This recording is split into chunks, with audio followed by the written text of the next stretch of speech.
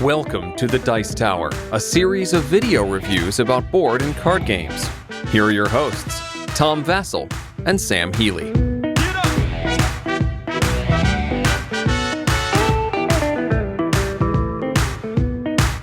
Hey folks, I'm Tom Vassell. I'm Sam Healy. Welcome back, everyone. And today we're taking a look at a game called Hexcalibur. I will say when I first saw this, I was like, dumb name, and threw the box aside. Oh, man. No, because I wasn't that interested. It wasn't until I opened it up and looked at it, and I was like, oh, wow, these hexagons look really cool. Yep. The artwork in this game, the theme of this game is essentially you're playing one of three factions. I keep forgetting the names of these factions. They are the Cumbria, which is King Arthur. Yeah. Logris, which is like Morgana and her people, and Pagans, which are the Pagans. They're like the Celts, I guess, maybe? Yes. Okay, so it's a two-player game, so there's three factions. You can pick which factions you want to use. It's a two-player game, and you are going up against the other person with hexes, kind of similar to, when we first explained the rules, we thought Smash Up a little bit, Yeah. right? But it's a little bit more than that. Let me show you.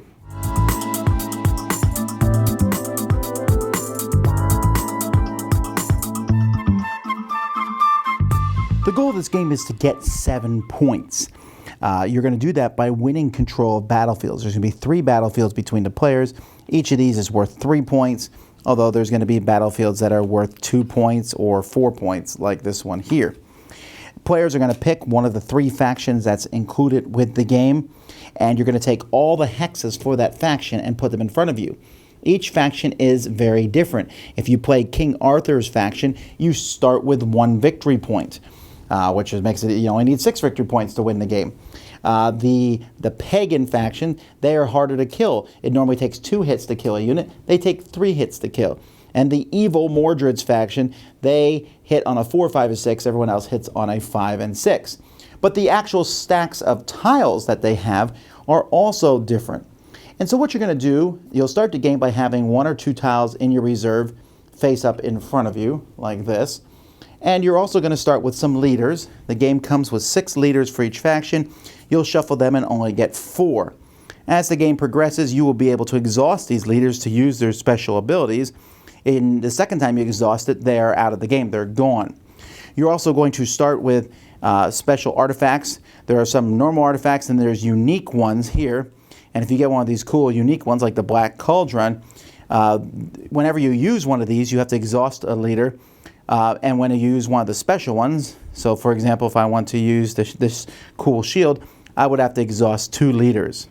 Now what you're going to do in your turn is you're going to place 2 hexes. You'll draw a tile, put it in front of you, then place that tile at one of the 3 locations. You're placing it on one side, your opponent is placing them on another side. So let's say my opponent is placing their tiles maybe like thus here. Now why would you want to place your tiles in any specific way? Because you're making chains of letters. Each tile is going to have 1 or more letters on it, A, B, or C. And you also don't want your tiles to have more than 4 sides covered. So this one has 2. If I put it here, it would have 1, 2, 3, 4 sides connected. It has 3 right now. If I put this one here, it would have 4, and it would be blind. This one here, 1, 2, 3 would be fine, and this one would be fine. It makes your power 0. You want your power to be high on these if possible. Once there are enough tiles next to something, so let's say I put this tile here, that equals this number. So there's 4 here, so that's 8. Doesn't matter, there could be 7 here and 1 here. A battle will begin. Whoever places the last tile has initiative unless your opponent has more horses than you. In this case, this one here is 3 horses. I only have 2 horses, so even though I put my tile down last, they would get to go first. Now some tiles might change things, like for example this says horses don't count. This one has no special rule here. We then will fight the battle until one person decides to quit and leave, and whoever wins the battle is going to get that many victory points, or until someone has destroyed all their opponent's units. And you're going to do this in 4 phases, A, B, C, and rest. So A, this side here is going to pick their longest chain of A.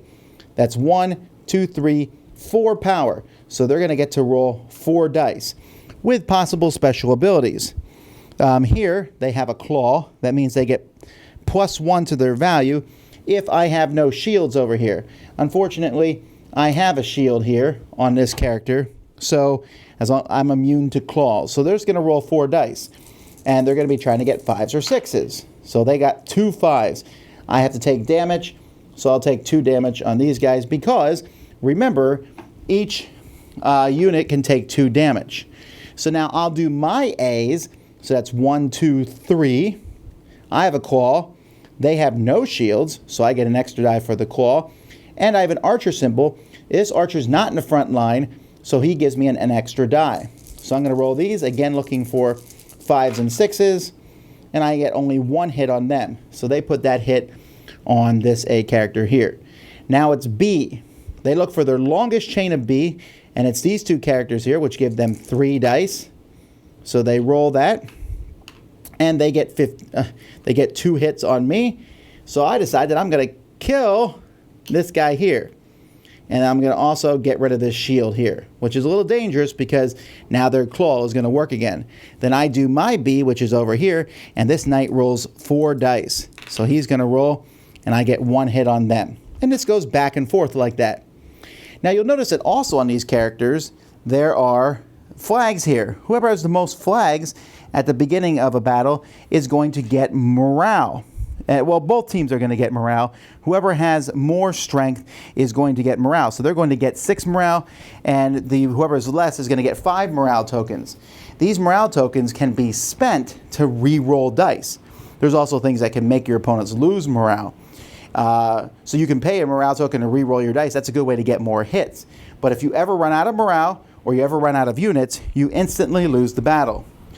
The winner of the battle, everyone's units are removed after a battle's over. The winner gets to keep 1 and put it back in the reserve.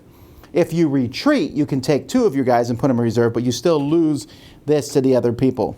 And don't forget, you're also going to want to use the different characters you have. Like, for example, the pagans have this snake. This can add 4 dice to your roll in round C.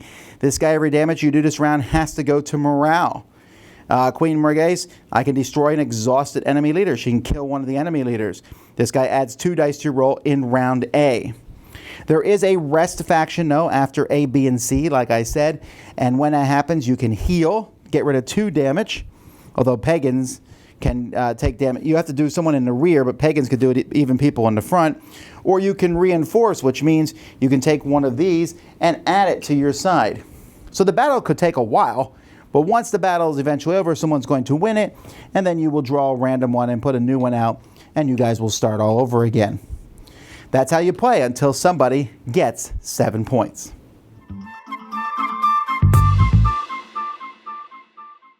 So what do you think about the components, the artwork, the quality, and all that? The artwork is great. Component quality is good as well. I mean, the tiles, the hexes are very, sturdy. They're not flimsy or anything like that. They're not gonna, probably not gonna see a whole lot of warping or anything like that because they're pretty good stock. I would argue that some of them, like this one here, this town and this town, they're 2 different castles, and it's the same artwork. Yeah. I thought that was a little, they could have made those different. That's true. But I mean, some of them are different. I mean, you've got all this other stuff. But I like the artwork on the cards as well. I like how each faction has its own artwork. So I liked it. I mean, the item cards were probably a little too samey. But no, I think it's great production value. They also put duplicate text on the cards, so sometimes that can be confusing to people. One thing I did like about this game is that there's symbology in the game. There's things that are more difficult. There's different things that they mean, like the bow and arrows and the horses that I showed you. Oh, okay. And that stuff was pretty easy to understand. I think we had to look it up like once. Yeah. There's only like 4 or 5 symbols that are in the game. Mm-hmm. And once you grasped how they work, you can play through pretty easily. So it wasn't like a battle took a long time as we sat there and was like, Right. The only thing that would make battles take a long time was the leaders, which I'll come back to in a minute. Right. The game is not a long game. It is definitely a game where you are going to be playing maybe 4 or 5 battles, period, because if you only need 7 points, getting 2 3s and a 2, you win 3 battles. I don't see how you... No, I'm pretty sure 3 battles is... Yeah, because I think there's only one level 2. Now, the King Arthur people, they only need 6 points, so they could win with 2 battles. They have to just win 2 battles. And anyone else could win with 2 battles also if they get a 4 or a 3. So each battle is really critical. There's 2 2s, it looks like. Okay, so I guess you could win 4. You would have to. That would be you'd be like going out of your way to not win at that point. 3, 4. No, because you could go. You could win both the 2s and a 3. Oh, it's 7. That's 3. Never mind. Yeah. So yeah, if you win 3 battles, you've won. Yep. Math. So the battles is all about positioning your guys ahead of time, using them in battle, figuring out which ones to kill, and then using your leaders and equipment. So let's talk about the leaders and equipment. Okay, leaders is where it really kind of started to fall apart for me. The leaders just simply felt like they could have been left out of the game, and it would have been a lot more fun to not have to worry about those leaders. Actually, I was going to say that about equipment for even more so. Okay. I think they could have left the equipment out and maybe given each person 2 leaders.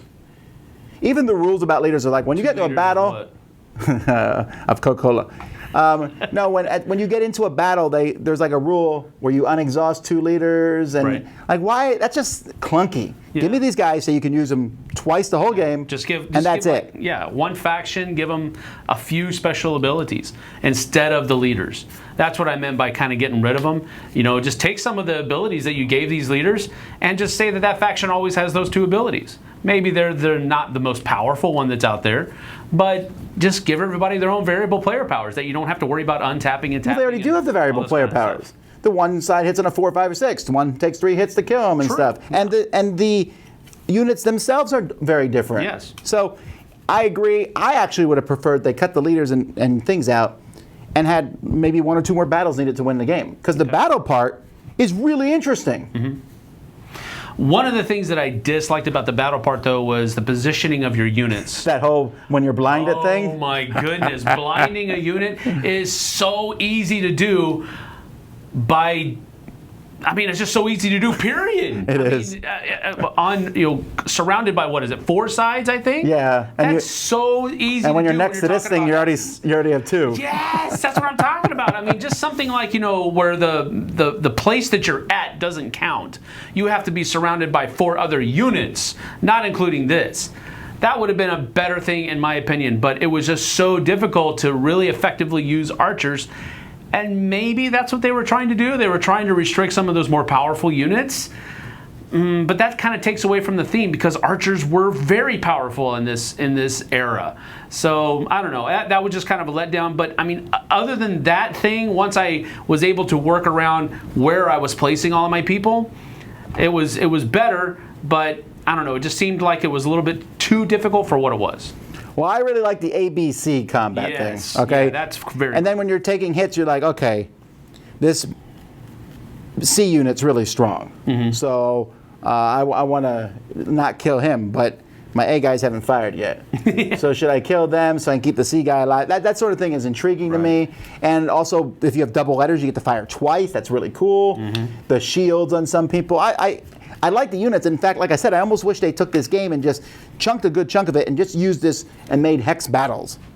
Make the game hex battles, and you put them out and you fight against each other. Mm-hmm. There's luck with the dice, but I don't mind. It would almost be like a hexagon version of Summoner Wars to some degree. Yeah. No, whenever you have a battle game, I think using dice is one of the, I don't know, and this is a very personal thing to me, but using dice for a combat resolution is one of the best ways to do combat resolution because battles can always go awry.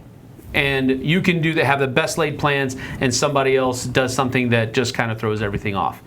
So I don't mind the randomness of dice rolling for the combat resolution, but I just really, my thing is more in the leaders and these equipment thingies that some of them are clearly more powerful than the other ones. Oh yeah, we're crying out like Hexcalibur itself is really powerful. It gives you an extra die every round. Mm-hmm. That's really powerful. So, it's just, some of these were just so much better than others, and you could have multiple of the same one that really buffs up this thing, but it's still not as good as that one thing that the other guy has. So I don't know. This is where it kind of faltered for me. Oh, it's also not fun to play against Morghese because she can just kill one of your leaders essentially. Ooh. You know, like she can cancel one, exhaust one of your leaders. That's not that fun. You're like, oh, I got 3 good powers, but I don't know. I'm only gonna have 2. You might as well just kill one right now. Right. Yeah. Exactly. Meh. So, but you know what? I still like the game. I don't think it's an amazing game. The battles were really fun, and I think I thought the leaders and the equipment is clunky, but I still enjoyed the thing overall. I'd give this 1 thumb up. I think it's a cool theme. It's a cool battle system. Like I said, I don't think it's an amazing game. I would probably rate it a 6.5, maybe a 7 for me. It's enjoyable, and the battles are so fun for me that the rest of the game I can look past a few of the faults of it. Yeah. I was pretty much right at the same thing there. I'll give it one sword up because I was actually thinking 6 when you said 6.5. It's above average. It's better than average. I think I would enjoy playing this game in the future, but at the same time, it's not great. And for me, for the reasons that I already mentioned, these leaders and these items just kind of got in the way of my enjoying the game more. So as a package deal, it's probably a 6. But if you do a few house rules, this could definitely be a 7. Well, if they make a sequel to this and they streamline parts of it and such, man, I'm there. Right. I'm really there because there's a lot of cool concepts here. Yes, absolutely. The combat mechanism is where it's not unique. It's definitely refreshing. Well, that's Hexcalibur. Until next time, I'm Tom Vassell. And I'm Sam Healy. See you on the flip side. Thanks for watching our review today. For more information about board games, as well as the #1 board game audio podcast, check out Dicetower.com for reviews, interviews, and more. I'm Eric Summerer, and you've been watching The Dice Tower.